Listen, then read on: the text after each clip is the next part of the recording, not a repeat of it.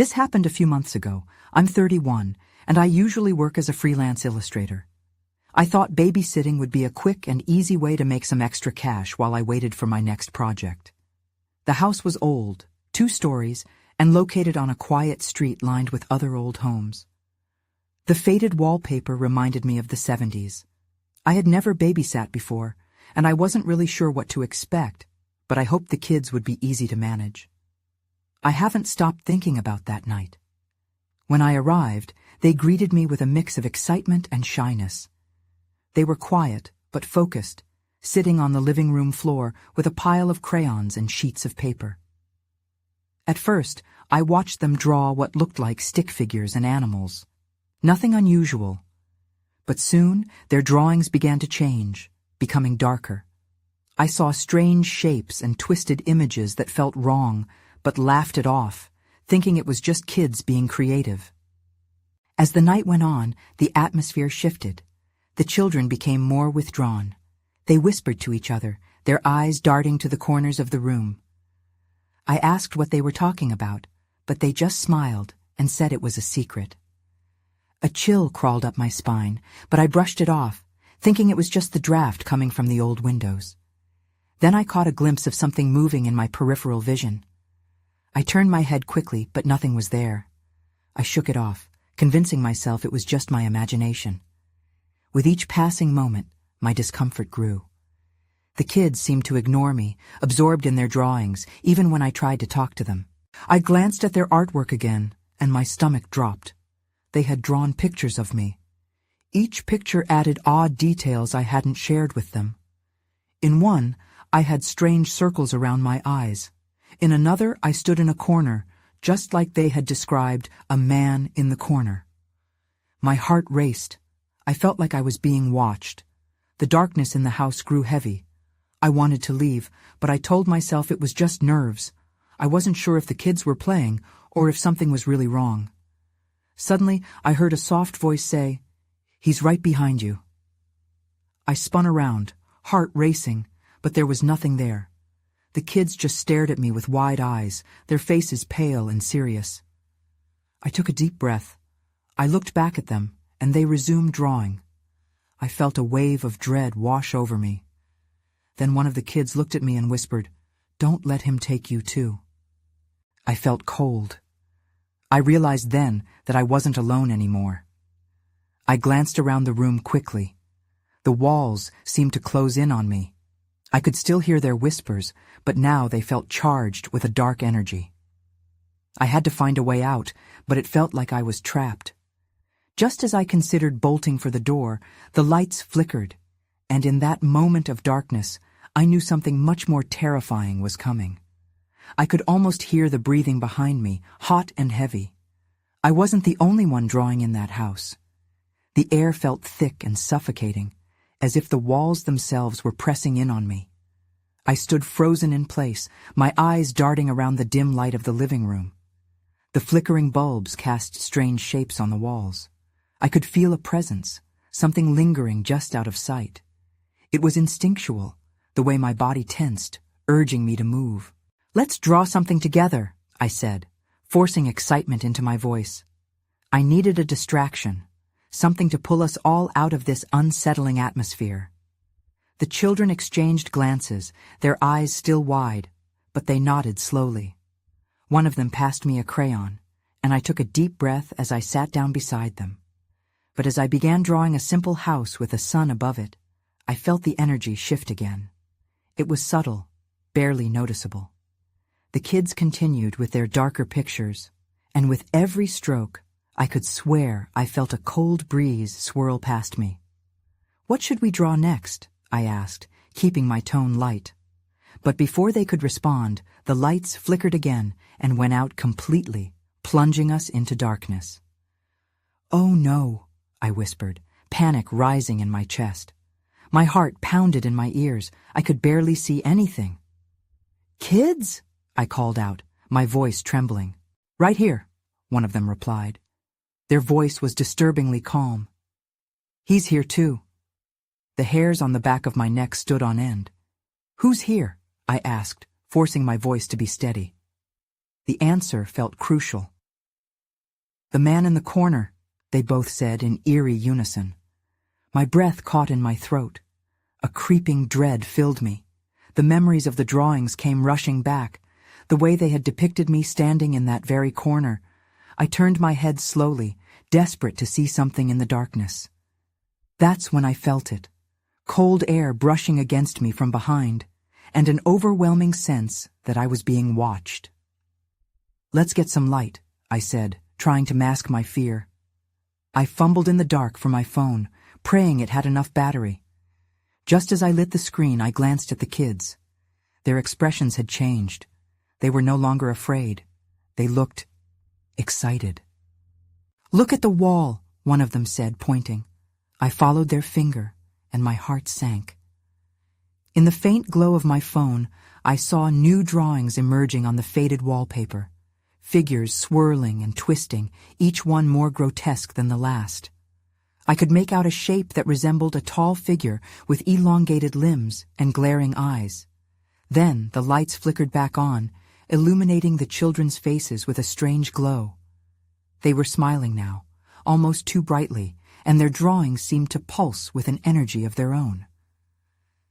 "He likes what we're doing," the other child said, the innocence in their voice returning, but with an edge of something deceptive.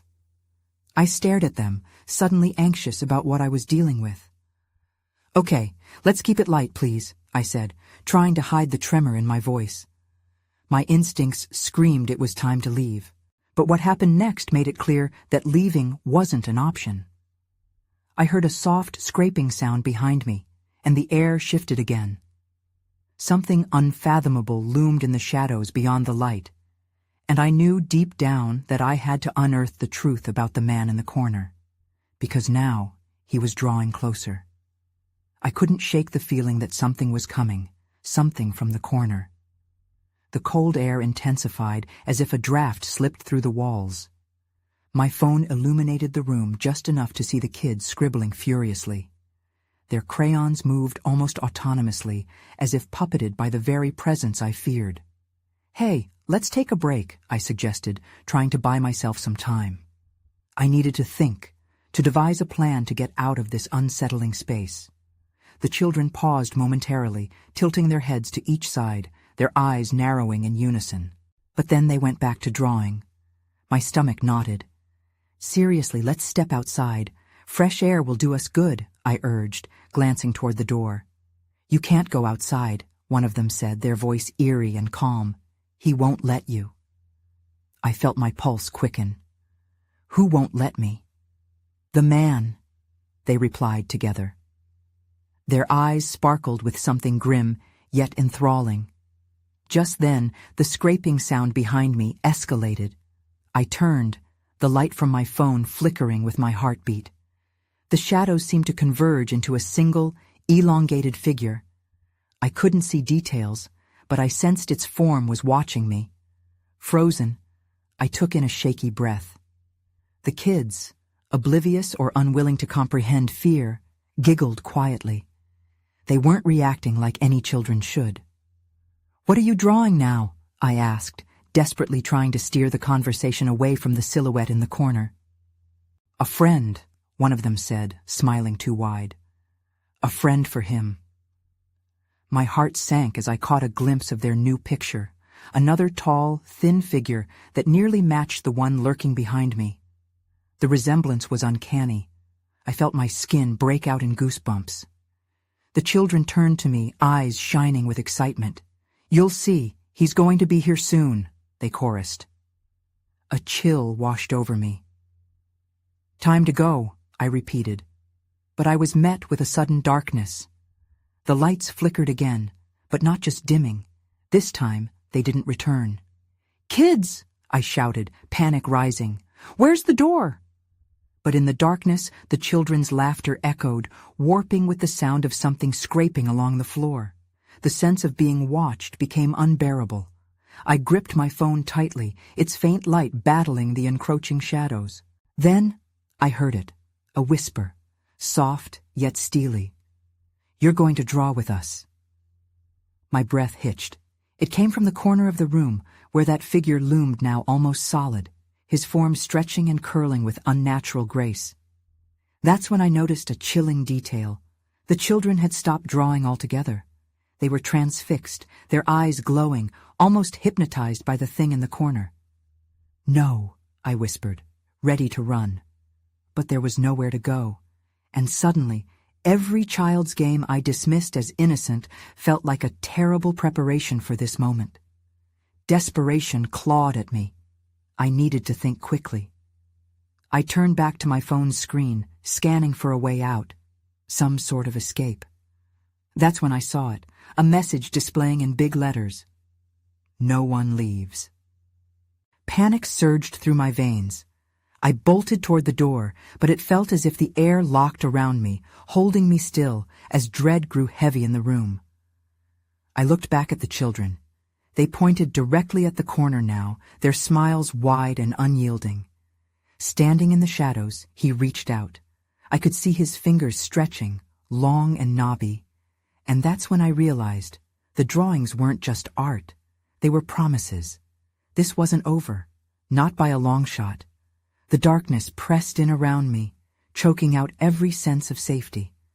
I took a step back, but my feet felt like roots stuck in the ground.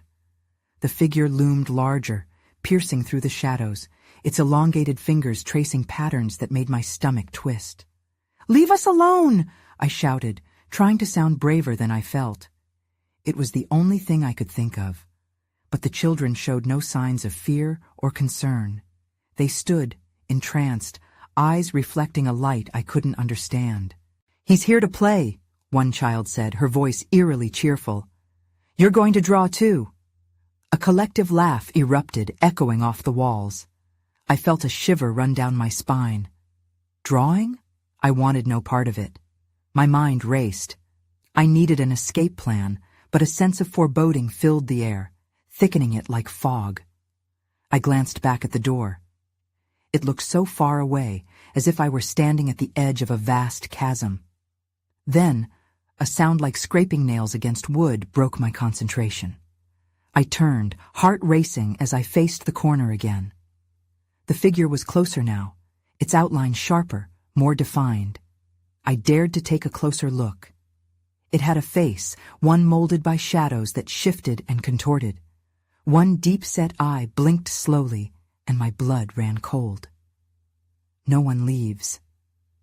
"He won't let you." The children's voices ran loops in my mind, getting louder, mixing with the scraping sound that seemed to grow in intensity, drowning out my thoughts. "Help!" I screamed, but it sounded weak even to my own ears. The kids just giggled again, the laughter becoming a maniacal symphony that wrapped around me. My instincts kicked in. I couldn't stand there any longer. I mustered every ounce of strength and lunged for the door, pushing against that invisible barrier, willing it to give way. My heart beat painfully in my chest as I shoved against it, almost praying it would open. But the door wouldn't budge. It felt solid, unyielding. Panic coursed through me. I turned back to the children. "Why are you doing this? What do you want?" My voice cracked. "We want you to stay forever," they chimed in unison, their heads tilting in a synchronized motion. "He will be happy." That's when I noticed something odd. The drawings scattered across the floor had changed. New marks filled the pages, but they weren't just scribbles. Hundreds of tiny figures danced in chaotic lines, and at the center of each was a haunting outline, my silhouette. The realization hit me like a cold wave. They weren't just drawing a friend. They were drawing me. Panic turned to dread. I had to get out. "Help!" I yelled again, this time without holding back. I rushed toward the window, but it was sealed tight, not even a crack to push through. I could feel the air thickening around me, closing in. "Time to play," came the whisper again from the corner, the figure's voice wrapping around me like a cold embrace. And then I saw it. In the dim glow of my phone, I caught the outline of something on the wall, the words, "Become one of us." My breath quickened. I turned to face the figure in the corner, its form shifting and my insides twisted in panic. I realized then this was more than just a game. It was a fight for my soul. The children were not innocent. They were recruits in a sinister scheme. Suddenly, an idea formed in my mind, an act of defiance, but it would take every ounce of courage I had left. I wasn't done fighting. I wasn't ready to belong to their twisted world. I took a deep breath, forcing myself to think clearly. The kids were trapped in this nightmare too, and I wasn't going to let them take me down without a fight. I had to buy time. I needed to distract them. "What if we draw something together?" I blurted out, trying to sound enthusiastic. "Let's make a big picture." My voice came out shaky, but the children seemed intrigued. They exchanged glances, their smiles widening. "Together?" the cheerful girl asked. "Yes, it will be fun." "Yes, fun," I echoed, hoping to match their excitement. I scanned the room for anything to use. My eyes fell on the scattered sheets of paper and the broken crayon bits littering the floor. If I could just grab something, maybe I could make a scene. "Okay," I said, kneeling down. "Let's start with a giant circle. Everyone draws a bit." I grabbed a crayon, its broken edge digging into my palm. The figure shifted, its eye narrowing, but it didn't intervene. Maybe it wanted to see what we'd create. I quickly sketched a large circle, drawing it bigger than the room itself. I wanted it to consume every corner, every dark shadow. "Now, you all add your own parts," I urged, trying to project confidence. The children skipped forward, picking up crayons as if my plan had cast a spell over them. They began to scribble, the sound of crayon against paper oddly soothing amidst the chaos. I joined in, filling in strange shapes, twists and curls that resembled the outline of the figure lurking in the corner, but also something that looked like a door. It gave me a surge of hope. I wasn't drawing for them. I was drawing for me, an escape route. Just then, I noticed a new figure emerging from the shadows behind the children. My heart jolted as I realized it was another child, only this one looked pale and worn, eyes sunken and lifeless. "You have to stop," he said in a hushed voice, glancing nervously at the figure. "He doesn't like it when we don't listen." "Why don't you join us?" I suggested, grasping at straws. I felt desperate. "Help us create something that scares him away." He shook his head slowly. "You don't understand. He needs you to draw him. Don't draw to fight him. You'll make it worse." The cheerful children were still immersed in their doodles, oblivious to the urgency of our conversation. Panic welled up inside me. I realized that the more we drew, the more our fates intertwined with the sinister figure in the corner. Suddenly, the crayon I held snapped in two under the pressure of my grip. The cheerful laughter from the kids fell silent. The room felt electric, charged with a new tension. Their eyes turned toward the corner, and I knew something was about to change. Before I could think, the shadows shifted violently, closing in, and I felt an icy wind sweep across the room. The figure shifted again, and this time, its voice curled around my throat like a noose. "You should have listened," it hissed.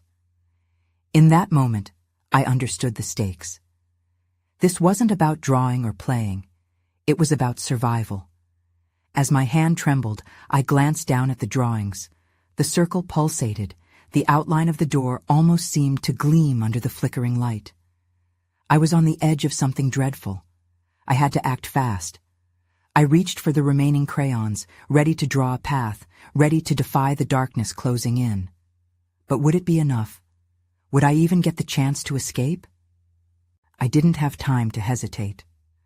My mind raced as I grasped the broken crayons, desperate for inspiration. I needed a plan, and I needed it now.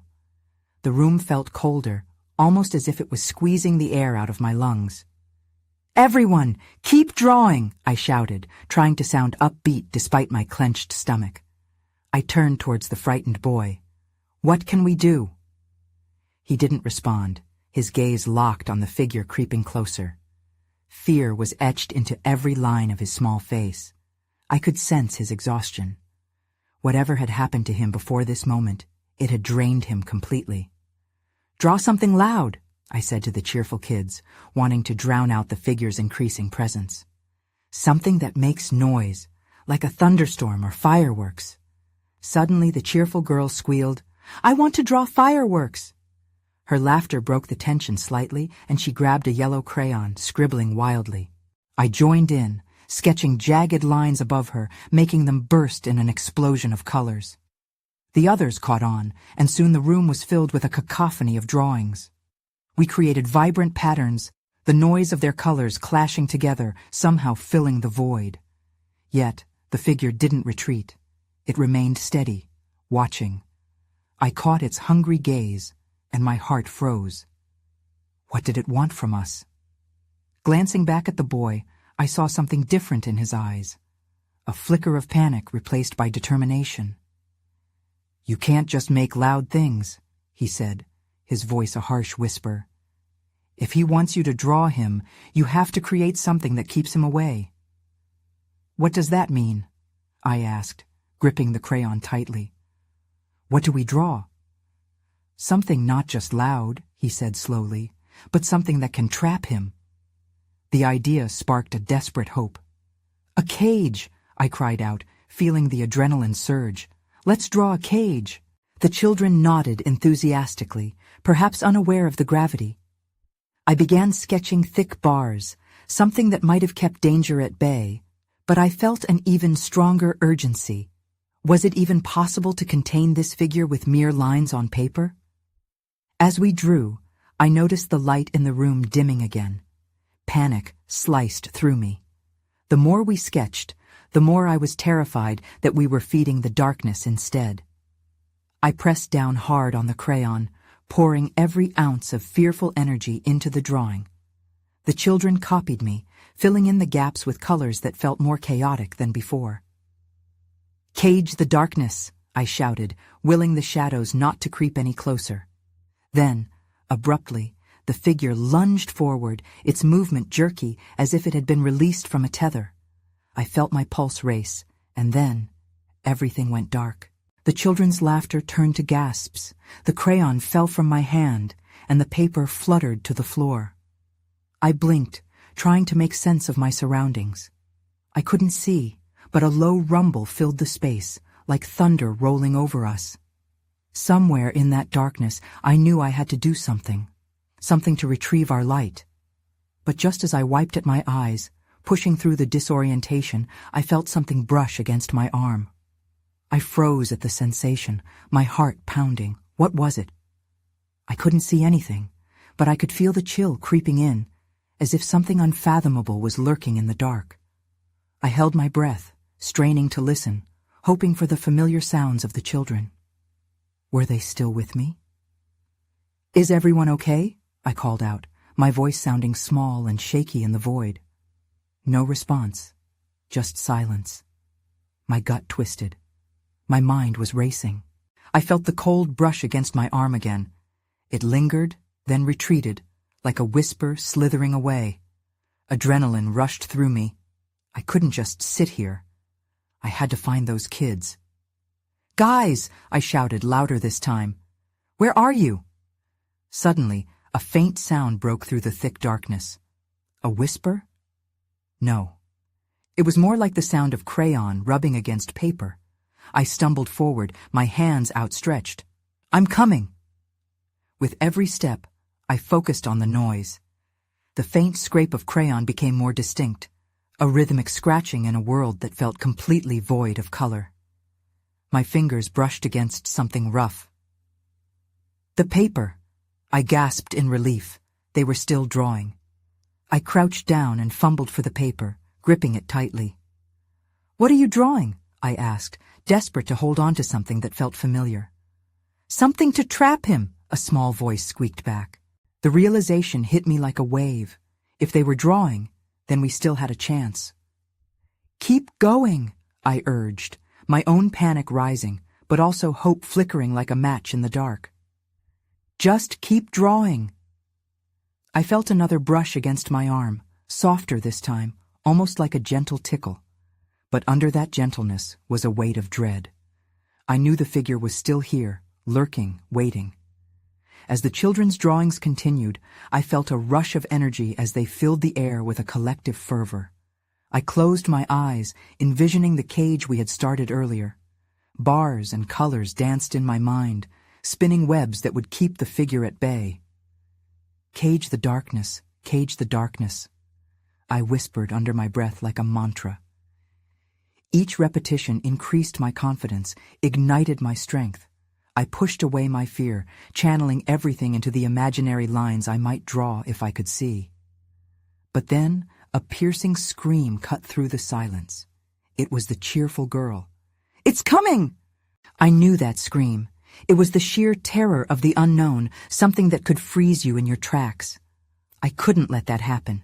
"Focus on the cage," I shouted. "Draw faster, cover every corner." Then, just as I tried to ignite courage within us all, the rumbling morphed into something more sinister, a deep growl that vibrated through my bones. In that moment of heightened fear, I discovered something cold and metallic beneath my hand. I pulled it up, feeling the sharp edges. It was a crayon, different from the others, dark and foreboding. That wasn't right. I opened my eyes, but it didn't help. Still no light. I had to find a way out. But then I heard it again, that touch against my arm. I felt the breath of something sinister. "Guys," I whispered, my heart racing. "I think we need to—" But the darkness swallowed my words, and I felt my hand slip off the crayon before everything vanished. And just like that, I understood. This wasn't just a game anymore. Everything was about to change, and I didn't know if we would be able to escape. I gasped as the world rushed back into focus. I was no longer in the oppressive darkness. Instead, the dim light of a flickering bulb surrounded me, casting shadows that seemed to stretch and curl. I was back in the playroom, but it felt different. There was a heaviness in the air, a stale and cold presence that my skin prickled against. The kids were still there, their faces pale, eyes wide with fear. In front of them lay a sheet of paper, covered in chaotic swirling shapes and lines. I rushed to it, hoping to see evidence of their effort to trap whatever lurked in the dark. But what I saw made my stomach turn. "Guys, what is this?" I asked, pointing to the drawing. They looked at me with terror etched on their small features. The figures they had drawn didn't resemble anything I had encouraged.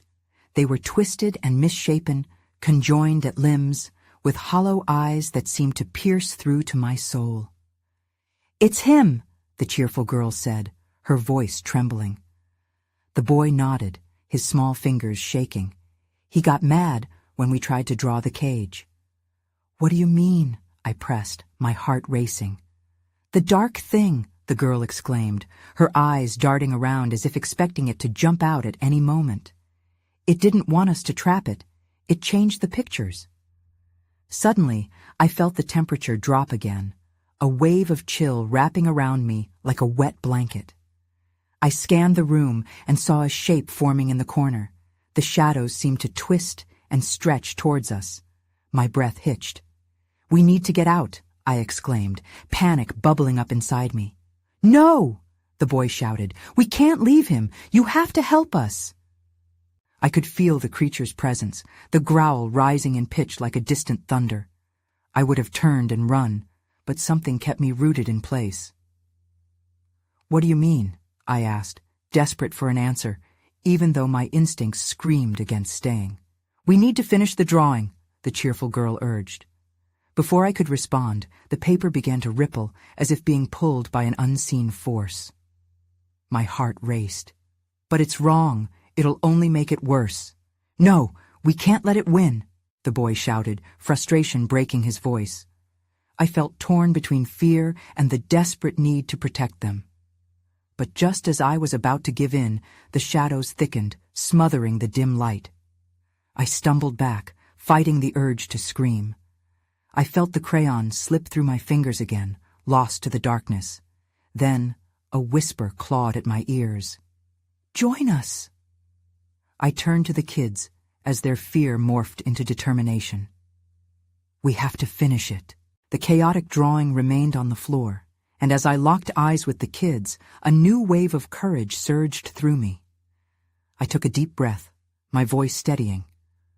All right, we can do this together. But just as we leaned in to start drawing, the shadows lurched forward and everything went black again. And just like that, I knew we had to confront whatever was hiding in the darkness. There was no escaping it. I felt the weight of the darkness pressing down on me. It was suffocating and cold, sliding into my lungs and constricting my chest. I blinked, willing the shadows to retreat, hoping that maybe I had just imagined the last few moments. But when the dim light flickered back into view, it was worse than before. "Guys, are you okay?" I asked, my voice barely above a whisper. I searched their faces, hoping to find comfort. But the fear in their eyes only deepened my dread. The shadows were closing in again, tendrils of darkness swirling like smoke. The drawing lay untouched, ominous in its chaotic nature. I took a step back, my mind racing. "We have to do something. We can't just sit here." The boy looked up, determination flickering alongside his terror. "We need to finish it. It's the only way to make him go away." "But it can't be just any drawing," I protested, my heart pounding.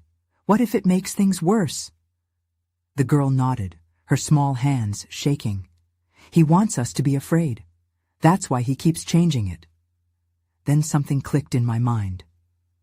What if we draw something stronger, something that can trap him? With hesitant hands, I reached for the crayon that still lay on the floor. The moment my fingers brushed against it, I felt a sharp jolt of energy surge from the tip of the crayon to my fingertips. I looked at the kids. What if we draw a different creature to fight the dark thing? The boy hesitated, glancing at the swirling chaos that had once been playful doodles. "But we don't know what it looks like." The shadows around the room seemed to pulse at our words, as if the creature was listening, waiting. I took a deep breath, pushing down my own fear. We had to create the light that would push back the darkness. "Okay, let's imagine it together," I said, feeling more hopeful. "What do we want it to look like?" The cheerful girl's expression softened. Something big and strong, with bright colors. She seemed to relax slightly as we pictured it together. "Yeah, maybe wings," the boy added, his confidence building. "And a big roar." With each stroke of the crayon, we created a creature of pure light that grew bolder and more defined with every line we drew. The shadows recoiled as if they were alive and could feel our triumph. But then the air turned electric, crackling with tension. I noticed the dark thing shift, its growl echoing through the playroom like a warning. Everything around us trembled as the new drawing shimmered and pulsed on the paper. "Don't stop," I urged. "Finish it." Just then, a cold wind swept through the room, blowing the crayon out of my hand. My heart sank. The shapes on the page began to swirl again, the light fighting against the encroaching darkness. "Grab it," I shouted. One of the kids lunged, but the shadows were swarming now, a thick fog of dread that seemed to encircle us. That's when I saw it, a glimmering eye peeking through the darkness, watching us intently. The cold paralyzed me. It felt like it was alive, assessing us. "Finish the drawing," I screamed, desperation pushing me. But deep down, I could feel the fear throb in my chest, threatening to drown us all. The darkness lurked, waiting for a moment of weakness. I realized we were not just facing a creature, but something worse, a manifestation of our own fear. And just then, the eye blinked. The shadows began to surge forward, and I knew we were running out of time. I lunged for the crayon just as it slipped past the thin line of illumination. My fingers grazed it, and I could almost feel the weight of the shadows pulling it back into the void. "No!" I shouted. My voice echoed in the suffocating silence as I snatched it up, adrenaline surging through me. "Keep drawing! We need to finish it now!" I yelled, nearly frantic. The cheerful girl and boy moved closer, their small hands trembling but resolute, and we dove into our work, sketching frantically as the room shook with a low growl from the dark creature that loomed in the corner.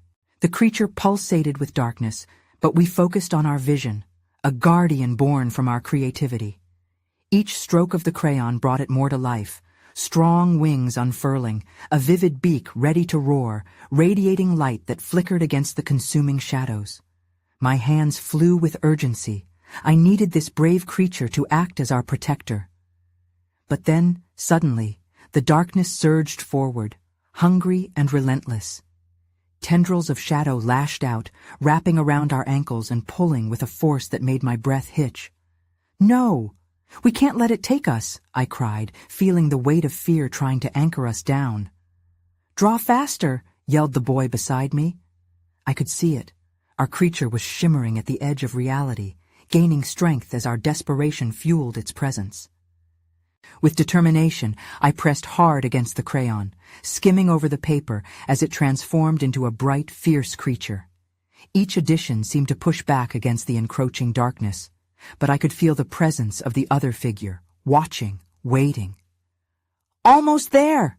I shouted, feeling the echoes of my heartbeat sync with the scratching sound of crayon on paper. It felt like an age had passed, and I could feel the bolt of energy within us surging toward completion. But in the flash of realization, the creature in the corner stirred, its form flickering, revealing features twisted in rage. "Join us!" it rasped, voice scraping like nails on a blackboard. "Keep drawing," I yelled back, eyes wide with fear, because if I doubted for a second, I knew we could be lost forever. I could feel the children's energy merging with mine, their fire feeding my resolve. We filled in the last details, laying down vibrant colors, creating eyes that sparkled with strength and purpose, a creature of light poised to battle the darkness. "Now let's give it power," the girl yelled, directing her attention back to our work. "Let it roar," I instructed, mimicking the motion of a powerful creature releasing its cry into the void. And just as we finished the last strokes, the air shifted. The growl of the shadow creature drowned out our voices, rising in pitch, an angry howl that split the silence. The moment the final line was drawn, a bright flash erupted from the paper, spilling colors that filled the room as we called forth our creation. The air shimmered and crackled with energy, a force that seemed unstoppable. In a flash, our creature leaped from the paper into the oppressive room, scales shimmering with colors I never thought could exist, and returned the darkness's growl with a thunderous roar. The ground beneath us trembled, the shadows recoiling as our guardian surged forward into the corner where the other being stood. A brilliant light exploded as the creature met the shadows, and I could barely comprehend the sight. The darkness twisted and contorted as if writhing in pain, shrieking against the light as it fought to reclaim its control. The comforting warmth spread through my chest, and I watched as the dark figure faltered, its form flickering. But even then, I felt a pull. "It won't end just like that," a voice echoed in my head, a warning I couldn't ignore. Would this really resolve the nightmare that had enshrouded us? I couldn't shake the horrible uncertainty. "Hold on, it's pushing back," I shouted, urging the children to keep focused, keep watching.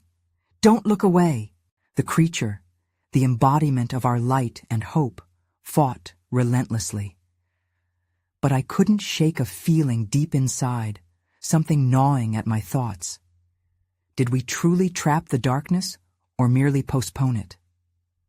The struggle continued, shadows writhing as the bright figure clashed with them, radiating warmth in the chilling darkness. Yet I sensed remnants of something lurking beyond the edges, a feeling of unresolved tension swelling in the corners of my mind. Then, just like that, the light expanded, finally overwhelming the shadows with a shuddering brilliance, pushing them back to a distant corner where they howled in despair.